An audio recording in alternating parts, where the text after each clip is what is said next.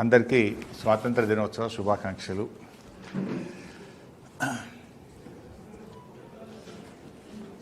రేవంత్ రెడ్డి ప్రభుత్వం దాదాపు 2 సంవత్సరాలు పూర్తి చేసుకుంటుంది. 2 సంవత్సరాల రేవంత్ పాలనలో ప్రజలపైన అప్పుల భారాన్ని మోపారు. అంతేకాదు, ఇది ప్రతిసారి చెప్పుకుంటున్నాం బిడ్డ, సార్ ఒక 5 నిమిషాలు సైలెంట్ మోడ్ పెట్టుకుంటే అయిపోద్ది. అందరం ప్రజలపై అప్పుల భారం మోపడమే కాదు, పన్నుల భారాన్ని కూడా రేవంత్ రెడ్డి ప్రభుత్వం మోపుతా ఉంది. శాసనసభ సమావేశాల్లోనేమో ప్రజల మీద ఎలాంటి పన్నులు వేయడం లేదని చెప్పి సభలో చెప్తున్నారు. శాసనసభ అయిపోయిన తర్వాత ఎడాపెడా పన్నులు పెంచుతూ పేద మధ్యతరగతి ప్రజల మీద భారం వేస్తూ ఉన్నారు. పేద ప్రజల నడ్డి విరుస్తూ ఉంది ఇవాళ కాంగ్రెస్ ప్రభుత్వం. అసలే ఆర్థిక మాంద్యం. నిన్ననే మనం చూసాం, వరుసగా 2వ నెల డిఫ్లేషన్లో ఉంది తెలంగాణ రాష్ట్రం. బహుశా రాష్ట్రం ఏర్పడ్డ తర్వాత ఎప్పుడు కూడా వరుసగా 2 నెలలు డిఫ్లేషన్లో తెలంగాణ రాష్ట్రం వెళ్ళలేదు. ఇది మొదటిసారి. అంటే పాలనలో కాంగ్రెస్ ప్రభుత్వం, రేవంత్ సర్కార్ విఫలమైంది. ప్రజల కొనుగోలు శక్తి తగ్గింది. ప్రజల చేతిలో డబ్బులు లేవు. ప్రజలు చాలా ఇబ్బందుల్లో ఉన్నారు. అసలే ఆర్థిక మాంద్యంతో సతమతమవుతున్నటువంటి ప్రజలకు రేవంత్ రెడ్డి సర్కారు రోజుకొక షాక్ ఇస్తూ ఉంది. రోజుకొక ట్యాక్సులు పెంచుతూ, పన్నులు పెంచుతూ ప్రజల మీద భారం మోపుతూ ఉంది.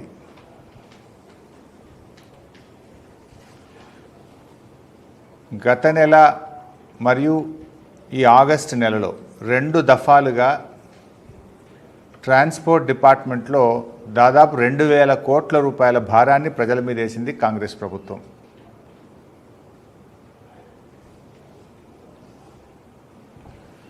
ముఖ్యంగా మీరు చూస్తే ట్రాన్స్పోర్ట్ డిపార్ట్మెంట్లో పోయిన జూలై నెలలో,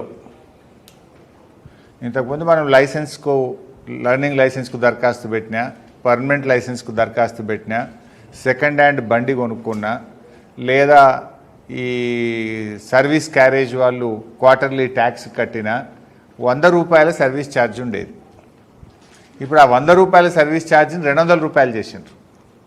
ఇప్పుడు లేట్ ఫైన్ కడతాం, దానికి కూడా 100 రూపాయల సర్వీస్ ఛార్జ్ ఉండేది.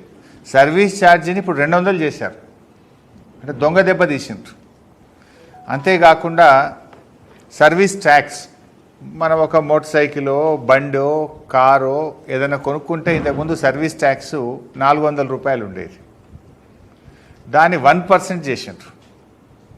ఇంతకుముందు 400 ఫిక్స్డ్ ఉండేది. ఇప్పుడు నువ్వు 1,10,000 పెట్టి మోటార్ సైకిల్ కొంటావు, 1% ఎంత కట్టాలి? 1,100 రూపాయలు కట్టాలి.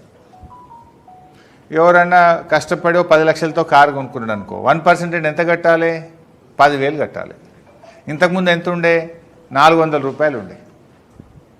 అంటే ఈ సర్వీస్ ట్యాక్స్ ఇంతకుముందు 400 రూపాయలు ఉంటే దాన్ని 1%కు పెంచి ప్రజల మీద భారం వేశారు. సర్వీస్ ఛార్జెస్ ఇంతకుముందు 100 రూపాయలు ఉంటే దాన్ని 200 రూపాయలకు పెంచారు. ఈ రకంగా ప్రజల మీద పోయిన నెలలోనే దొంగ దెబ్బతీసి దాదాపు ఒక 1,000 కోట్ల రూపాయల భారాన్ని గత నెలలో మోపారు. ఇప్పుడు నిన్నేం చేసిండ్రు? మళ్ళా ఇవాళ రోడ్ ట్యాక్స్ పెంచారు. రోడ్ ట్యాక్స్ ఇవాళ రేపు మోటార్ సైకిల్ అనేటువంటిది కనీస అవసరంగా మారింది.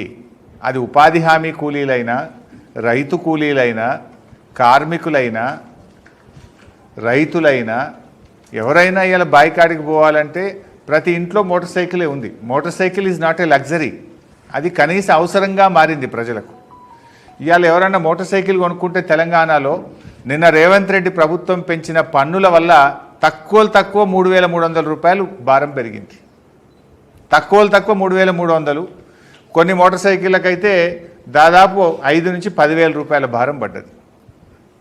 ఎంత తక్కువ మోటార్ సైకిల్ అయినా 1,10,000కు తక్కువ అయితే లేనట్టుంది. అంటే ఇలా ఎవడన్నా కూలీయో, కార్మికుడో, ఒక రైతో బండి కొనుక్కుంటే వాళ్ళ మీద 4-5 వేల రూపాయల భారం వేసిండు రేవంత్ రెడ్డి. అలా ఎవరన్నా చిరు ఉద్యోగులు మధ్యతరగతి ప్రజలు రూపాయి దాచుకొని జీవితంలో ఒక ఇల్లు కట్టుకోవాలి, ఒక చిన్న కారు కొనుక్కోవాలనుకుంటారు. ఒక 10 లక్షల రూపాయల కారు ఏదైనా ఇన్స్టాల్మెంట్లతో బ్యాంకు లోన్ తీసుకోనో ఫైనాన్స్ లోన్ తీసుకొని కొనుక్కుంటే వాళ్ళ మీద 20-30 వేల రూపాయల భారం పెరిగింది. అంటే ఇలా పేద మధ్యతరగతి ప్రజలు నడ్డి విరిచినాడు రేవంత్ రెడ్డి. పోయిన నెల 1000 కోట్ల రూపాయల భారం వేసిండు సర్వీస్ ఛార్జెస్, సర్వీస్ ట్యాక్సు, పెనాల్టీల పేరు మీద. ఇప్పుడు ఈ నెల రోడ్ ట్యాక్స్ పెంచి మరో 1000 కోట్ల రూపాయల భారం వేసిండు. అంటే దాదాపు 2000 కోట్ల రూపాయల భారాన్ని ఇవాళ రేవంత్ రెడ్డి ప్రభుత్వం ప్రజల మీద వేసింది. నేను అసెంబ్లీ సమావేశాల్లోనే అడిగాను, ఇప్పటికే తెలంగాణ రాష్ట్రం తిరోగమన దశలో ఉంది, రేవంత్ పాలనలో తిరోగమన దశలో ఉంది. 2023-24 సంవత్సరంలో బీఆర్ఎస్ ప్రభుత్వం ఉన్నప్పుడు 7,100 కోట్ల రూపాయల ట్యాక్స్ వచ్చింది, పన్నుల రూపంలో 7,100 కోట్లు వచ్చింది. కానీ పోయిన సంవత్సరం కాంగ్రెస్ పాలనలో 6,900 వచ్చింది. అంటే 200 కోట్ల రూపాయలు తగ్గింది. ఎందుకు తగ్గింది? ప్రజల చేతిలో డబ్బు లేదు, ప్రజల కొనుగోలు శక్తి తగ్గింది, వాహనాలు కొనడం తగ్గుముఖం పట్టింది. అందువల్ల దేశంలో అన్ని రాష్ట్రాల్లో పెరిగింది, ఒక్క తెలంగాణలో మాత్రమే తగ్గింది. ఎందుకు తగ్గిందంటే నీ పరిపాలన వైఫల్యం. వీళ్ళు బడ్జెట్లు ఎంత పెట్టుకున్నారు? 8,500 కోట్లు వస్తుందని పెట్టినారు బడ్జెట్లో. వచ్చింది ఎంత? 6,900 వచ్చింది. దాదాపు మీ అంచనాల కంటే 1,500 కోట్ల రూపాయలు పోయిన ఆర్థిక సంవత్సరంలో ఆర్టీఏ ట్యాక్స్ తక్కువ వచ్చింది. 6,900. మళ్ళీ మొన్న బడ్జెట్లో ఏం పెట్టింది? 25-26 సంవత్సరానికి 8,535 కోట్లు వస్తుంది అన్నారు. నేను అప్పుడే అడిగిన, అరే నువ్వు వచ్చిందే 6,900, పోయిన సంవత్సరం కంటే తగ్గింది, ఈ సంవత్సరం నువ్వు మళ్ళీ 16-1700 కోట్లు పెంచినావు, యాడికెళ్ళి పెంచుతావు? పన్నులు వేస్తావా? ప్రజల మీద భారం వేస్తావా అని మేము అసెంబ్లీలో అడిగాం బీఆర్ఎస్ పార్టీ తరఫున. అడిగితే ఆ రోజు ఏమన్నారు? లేలే మేము పన్నులు పెంచం, లీకేజ్ అరగడతాం, పారదర్శకత పెంచుతామన్నాడు. అసెంబ్లీలోనేమో శుద్ధపూస మాటలు మాట్లాడారు, పన్నులు పెంచం, లీకేజ్ అరికడతామని. ఇప్పుడు చేసింది ఏంది? సర్వీస్ ట్యాక్స్ పెంచినవు, సర్వీస్ ఛార్జెస్ పెంచినవు, RTA tax, road tax, life tax పెంచినవు, లైసెన్సుల ట్యాక్స్ పెంచినవు, మొత్తం అడ్డగోలుగా పెంచి పడేసినావు. అంటే పేద ప్రజల మీద భారం వేస్తా ఉన్నావు నువ్వు. ఇప్పుడు కేసీఆర్ గారు బీఆర్ఎస్ ప్రభుత్వం ఉన్నప్పుడు మేమేం చేసినాము? రైతులు వాడే ట్రాక్టర్లకు, ట్రైలర్లకు ట్యాక్స్ రద్దు చేసిండు కేసీఆర్. వ్యవసాయానికి ఉపయోగించేటువంటి ట్రాక్టర్లకు, ట్రాక్టర్ ట్రైలర్లకు పన్ను రద్దు చేసింది కేసీఆర్ ప్రభుత్వం. అంతేకాదు పేద ఆటో కార్మికులకు క్వార్టర్లీ ట్యాక్స్ రద్దు చేసింది కేసీఆర్ ప్రభుత్వం.